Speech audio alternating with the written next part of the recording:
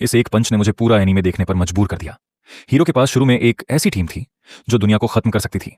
हाल ही में हुई एक लड़ाई में उनके आने से लड़ाई का रुख हार के कगार से पलट गया और टीम लोगों की नजरों में हीरो बन गई, जिन्हें गॉडेस सोल्जर्स के नाम से जाना जाता था।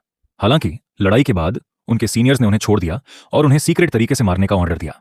अचानक आइरीन, जिसे मारने के लिए भेजा गया था, गॉडेस सोल्जर्स में से एक की एक ही गोली से मारी गई। तब से गॉडेस सोल्जर्स पूरी तरह से पागल हो गए।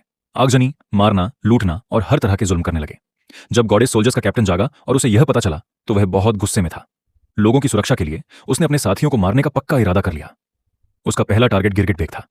जब कैप्टन ने उसे पकड़ा तो बेग के पास अभी भी लूटे गए गहने थे और दोनों के बीच लड़ाई शुरू होने वाली थी।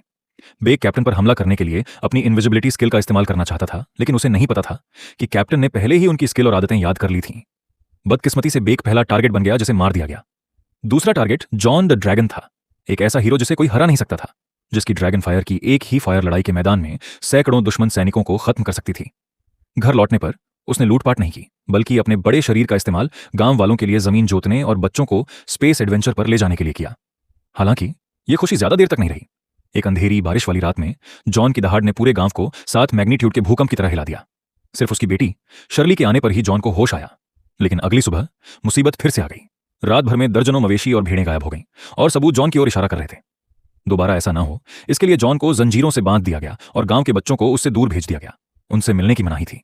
जॉन में अभी भी थोड़ी इंसानियत बाकी थी। वह अपनी बेटी को फंसाना नहीं चाहता था और आखिरकार उसने अकेले ही घने पहाड़ों में जाने का फैसला किया। लेकिन उसी रात चार्ल्स को अचानक अपने पिता की चीखें सुनाई दी। उसे एहसास हुआ कि कुछ गड़बड़ है। वह पहाड़ों की तरफ भागा, लेकिन बहुत देर हो चुकी थी। वह बस बेबस होकर देख सकता था कि उसके पिता को कैप्टन ने गोली मार दी। उस पल चार्ल्स की दुनिया बिखर गई। उसने अपने परिवार का इकलौता सदस्य खो दिया और उसके पिता की सारी कीमती यादें वापस आ गईं। लेकिन अब वह सब पुरानी बात हो गई थी। उस पल से अपने पिता का बदला लेना चार्ल्स का पहला मकसद बन गया। उसने पक्का इरादा करके अपना शहर छोड़ दिया और बदला लेने के रास्ते पर चल पड़ा। कई दिनों की जांच के बाद उसे आखिरकार पता चला कि कैप्टन हैंक ही उसके पिता का कातिल था। सुरागों का पीछा करते हुए उसने जल्दी से हैंक को एक मिशन पर ढूंढ लिया। उसके गुस्से ने चार्ल्स के इरादे को और बढ़ा दिया और बिना किसी हिचकिचाहट के उसने हैंक पर बदले की आग से भरी गोली चला दी। हालांकि यह आम बंदूक उस महिला सैनिक का मुकाबला नहीं कर सकी।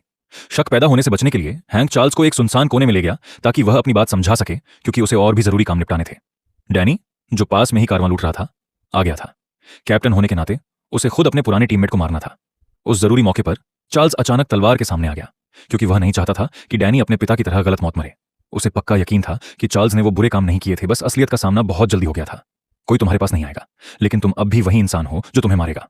उसने कभी अपने होम टाउन की मदद के लिए पैसे कमाने के लिए एक महिला योद्धा बनने का फैसला किया था और अब कारवां लूटना भी अपने होम टाउन की देखभाल करना था।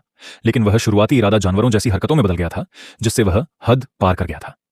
आखिर में वह भी कैप्टन के सख्त हाथ में आ गया।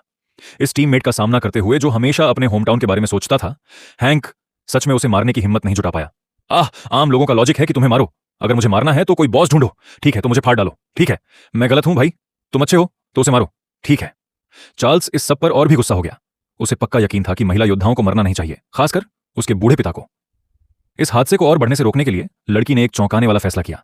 मैं तुम्हें फोन करूंगी, असल में हमें अभी भी वापस जाना है। क्या यह तुम्हारे लिए मुमकिन है?